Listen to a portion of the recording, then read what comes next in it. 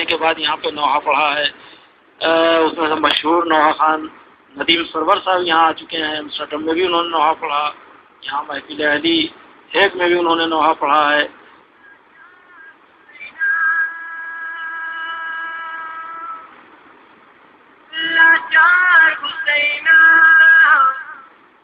شب ماتم حسینہ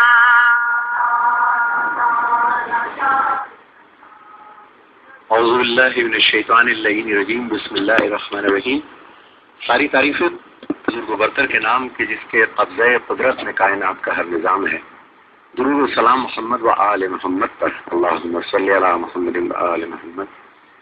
آج 2007 شروع ہو چکا ہے اور سن 1970 سے بہت چھوٹا سا تھا نوحہ خوانی کا آغاز کیا اور بڑھتے بڑھتے بات یہاں تک پہنچی کہ 12 اور 14 لینگویجز میں نوحہ خوانی کی. پھر جب پاکستان سے باہر بات ہندوستان تک پہنچی، ہندوستان سے پھر پوری دنیا میں پہنچی. پھر اس ضرورت کو اور مقصد کو اہمیت اور زیادہ ہوتی چلی گئی کہ یہ واقعی اللہ نے مجھ کو ایک اہم منصب سونپا ہے. لہذا اس منصب کی ذمہ داری سمجھتے ہوئے میں نے ہمیشہ اس بات کا خیال کیا کہ مختلف زبانوں میں نوحہ خوانی کروں. جیسے پشتو زبان ہے، گجراتی زبان ہے، سواحلی زبان ہے، انگلش ہے، فرینچ ہے، سندھی ہے، عربک ہے، فارسی ہے اور سرائکی ہے، پنجابی ہے، پوروی زبان ہے. کیونکہ جہاں جہاں عزاداری حسین ہے اس وقت میں سمجھتا ہوں کہ کوئی زبان ایسی دنیا کی نہیں ہے کہ جس میں عزاداری حسین جاری نہ ہو، اور لہذا اس کی ضرورت ہم نے محسوس کی میں پرسنلی کہ میں ہر طرح کے نوحے پڑھوں. ابھی جب یہ نوحے پوری دنیا میں پھیلے تو جیسے باقر زئی صاحب نے ابھی سوال کیا کہ یورپ کا کیا وہ ہے آپ کے، تو یورپ کے لیے یہ تھا کہ جب میں یورپ میں گیا ہوں تو میں نے دیکھا کہ وہاں کے بچوں میں اتنا زیادہ رجحان نوحہ خوانی کی طرف ہے کہ سب سے بڑی جو میری ایک چھوٹی سی کامیابی تھی مولا کے حضور میں وہ یہ تھی کہ دنیا بھر میں جہاں جہاں جاتا ہوں لوگ اپنے بچوں کو انٹروڈکشن کراتے ہیں کہ نوحہ پڑھتے ہیں بالکل آپ کے انداز میں، یہ ہمارے ندیم سرور ہے، یہ ہمارے یہاں نوحہ خوان ہے. تو مجھے بڑی تقویت ہوتی تھی کہ مولا آپ نے میرے کام کو قبول کیا. اور پھر اس کی ٹیم ورک جو تھی، جیسے کہ 1986 میں میرے ساتھ ریحان اعظمی کی ٹیم بنی اور وہ ٹیم اتنی منظور تھی مولا کے دربار میں کہ 86 سے لے کر کے 2007 تک ہمارا بہترین ساتھ ہے. ہم مل جل کے کام کرتے ہیں اور میرے خیالات کی وہ قدر کرتے ہیں، میں ان کے خیالات کی قدر کرتا ہوں. اور جب ہم اس کو باقاعدہ ریکارڈ کرواتے ہیں تو ہمارے ذہن میں یہی ہوتا تھا کہ اگر ہم سادات ہیں، ہم سید ہیں، تو کبھی ہمارا ہی خون یعنی ہمارے جد میرے مولا فرات کے کنارے تھے. اور یہ نسل در نسل ایک پیغام جو مولا حسین کا چلا آ رہا ہے پوری دنیا کے لیے، امن کا، نیکی کا، پیار کا.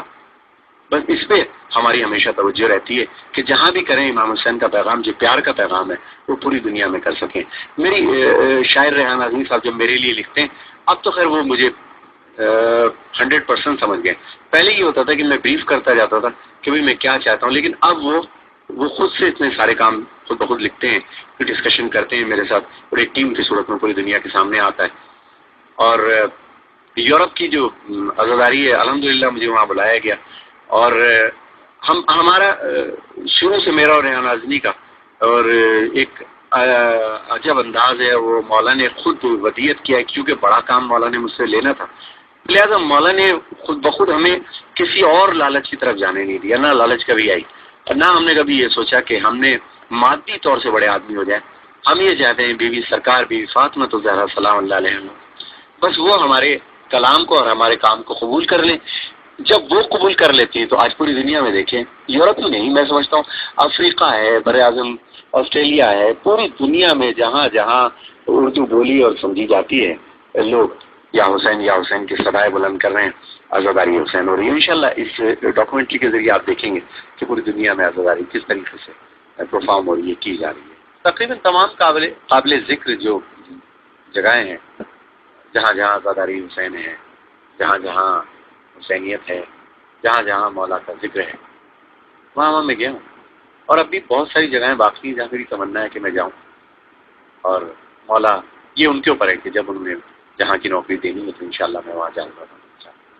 اسنا شریف خوجہ شیعہ اسنا شریف ہیں ان کا ایک گجراتی انداز ہے پڑھنے کا، جیسے زنجیبار ہے ان کا ٹریڈیشنل انداز ہے، اور مڈغاسکر میں تلیار ہے، مرنڈاوا ہے، مجونگا ہے، انترناریو ہے. یہاں کے لوگ ذرا ڈفرینٹ انداز میں نوخوانی کرتے ہیں، ان کی بولنے کا انداز ڈفرینٹ ہوتا ہے، یا حسین کہنے کا انداز ہوتا ہے، بی بی زینب سرکار کا نام لینے کا ڈفرینٹ انداز ہوتا ہے. تو پولائٹ آپ میرے نوخوانوں میں دیکھیے گا، جیسے غازی علم تیرا اونچا رہے گا، جب اس میں ایک آتا ہے غازی علم تیرا اونچا رہے گا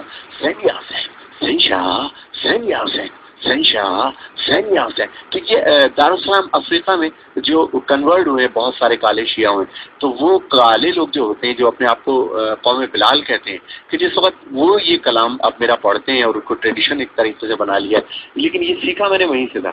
تو جو بہت ساری چیزیں جب میں ٹریڈیشنلی جا کر کے وہاں پہ سیکھتا ہوں، ان کو اپنی نوخوانی کے اندر لے کر کے آتا ہوں. اور یہ واقعی جو آپ نے سوال کیا کہ کیا نئی بات دیکھی، جو نئی بات دیکھتا ہے وہ میرے نوخوانی میں ضرور دیکھا.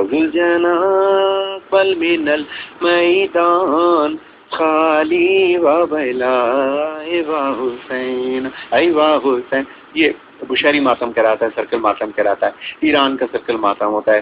کوئٹہ کے لوگ کس طرح ماتم کرتے ہیں ڈفرینٹ ہے. پشتو ہر جگہ کی ایک نہیں ہے، پشاور کی الگ ہے اور کوئٹہ کی الگ ہے. فارسی ہر جگہ کی ایک نہیں ہے، کوئٹہ کی الگ ہے، افغانستان کی الگ ہے، ایران کی الگ بولنے میں، پشاور کی الگ بولنے میں، مطلب انداز مختلف ہو جاتے ہیں. تو میں جب بھی پڑھتا ہوں تو میں اگر فارسی پڑھوں گا تو میں کوشش یہ کرتا ہوں کہ جو پرشین بولتا ہے اس کے جیسے میں پڑھوں. اور جہاں جہاں زداری حسین میں نے دیکھی تو وہ اسی کا رنگ آپ نے بھی نوخوانی میں دیکھتے ہیں. میں کوشش یہی کرتا ہوں کہ جہاں جہاں میں گیا ہوں جو نئی باتیں میں نے دیکھی، خصوصاً میں ذکر کروں جیسے انگلینڈ کی عزاداری تو خیر دنیا بھر کے مومنین و مومنات وہاں جمع ہیں، اور ہم اور ریان اعظم ہر جگہ تقریباً وہاں پر ماشاء اللہ کے. جرمنی جس دن میں اترا ہوں تو وہاں پر فشتہ میں 32 ایئرس کے بعد ان کو جلوس کا لائسنس ملا. اور میری خوش نصیبی یہ تھی کہ جس دن میں نے وہاں ارائیو کیا، جس دن میں اترا ہوں، اسی دن وہ جلوس کا پرمٹ ان کو ملا ہے. اور پہلے جلوس میں کفایت حسین سلیری صاحب جو وہاں کے بڑے فعال حسینی شخصیت ہیں، میرے بہترین دوستوں میں سے ہیں، تو آنے سے پہلے ہی ان کی بات چیت ہو گئی تھی. تو جس دن فشتہ میں گیا ہوں اسی دن پرمٹ ملا ہے، اور جرمنی میں نکلنے والے پہلے جلوس میں پہلی نوخوانی جو تھی وہ میں نے کی. جی میرا نام کفایت حسین سلیری